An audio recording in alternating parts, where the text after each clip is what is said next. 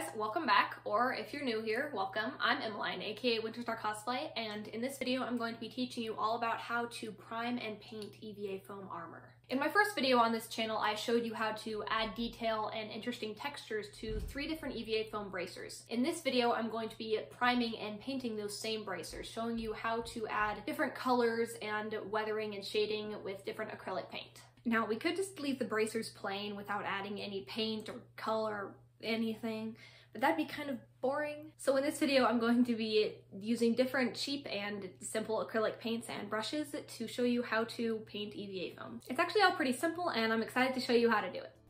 Now, the first thing you need to do before you paint your armor is prime it. There are a lot of different primers you can use, like Mod Podge or Plastidip, but I'm choosing to use Flexbond, which is a brush-on non-toxic primer specifically for things like EVA foam and Worbla.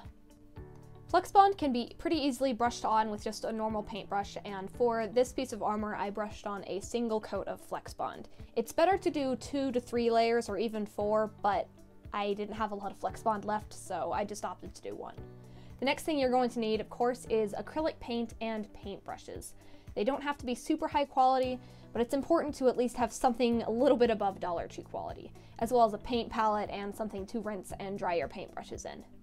Even though the foam, for the most part, is already black, I prefer to do a single base coat of black acrylic paint just to give me a perfectly smooth and even surface to work with.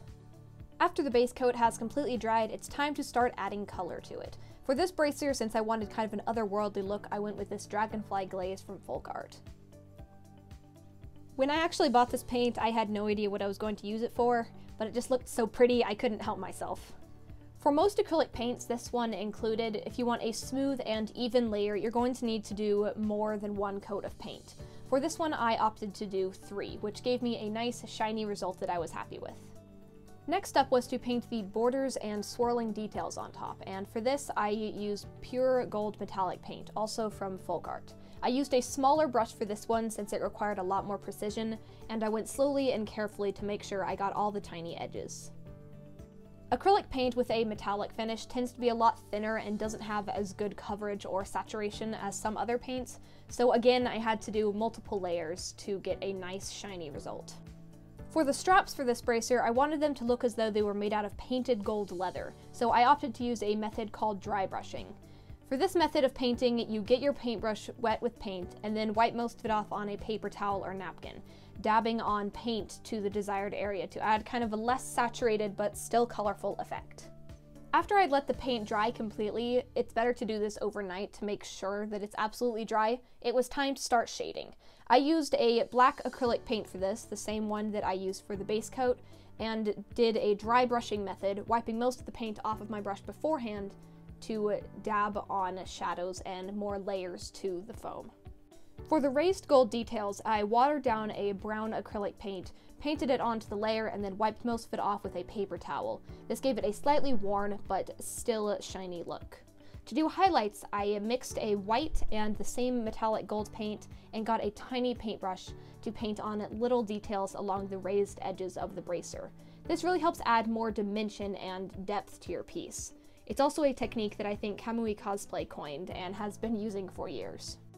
This part was quite time consuming, but I think it was worth it given the extra level of detail and interest it adds.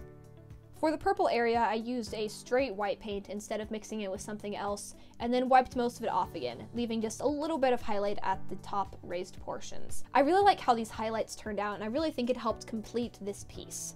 And now that this one's done, we can move on to the second bracer. This second bracer is much more of a worn and weathered piece, but I still chose to use Flexbond to prime it. To add more texture and interest without paint, I dabbed and brushed on the Flexbond to add more texture and interest, instead of just doing it as smooth as possible. Just like for the other bracer, I started out by painting on a black base coat of acrylic paint. And after that dried, I moved on to painting the leather portion using a satin brown acrylic paint. Since I didn't want the paint to be as saturated for this bracer, I used dry brushing again, brushing on paint just at the highest raised portions and doing multiple layers until I got a color I was happy with.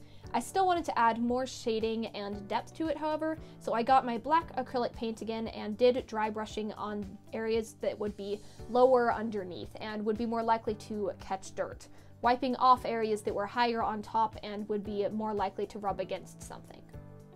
When you're creating and painting a cosplay piece, I think that it's important to think about what situation that bracer or armor piece would be in, and what kind of elements it would be exposed to, and where dirt might catch, or if that character that wears it would be keeping it super smooth and shiny, or maybe letting it get more worn. For the imaginary character who might wear this bracer, I pictured them kind of living on the fringes of society, not really having the time or money to go to a blacksmith to get their armor super smooth and pristine. Which is why for this bracer I chose to use a brushed metal in silver from Folk Art to kind of add a more weathered and worn appearance to it.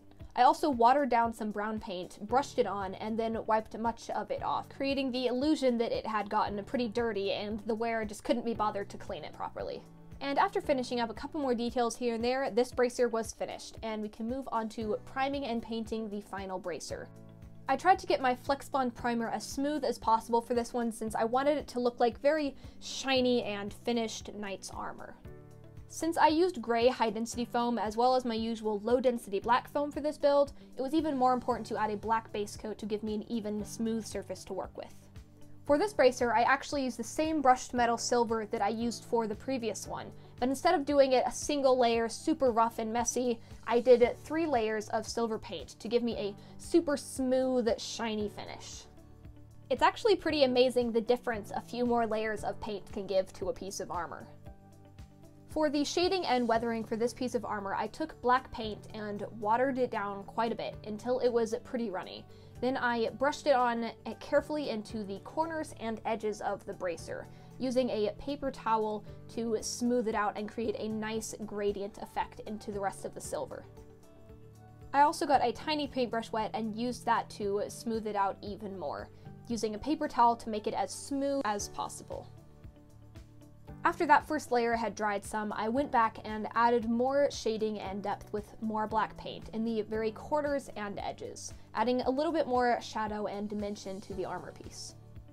Even with just a few layers of black paint, you'd be amazed at the difference there is here.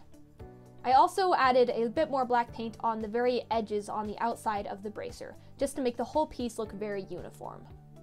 Since there aren't a lot of intricate details or colors on this piece, I really had to make the shading look good, to add interest to what could be a boring piece if you didn't do the painting right.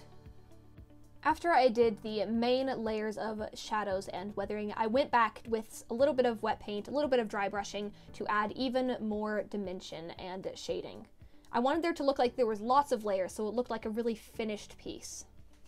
The weathering for this armor took quite some time, but I'm glad that I put in the extra effort for it because I'm really happy with how this final bracer turned out.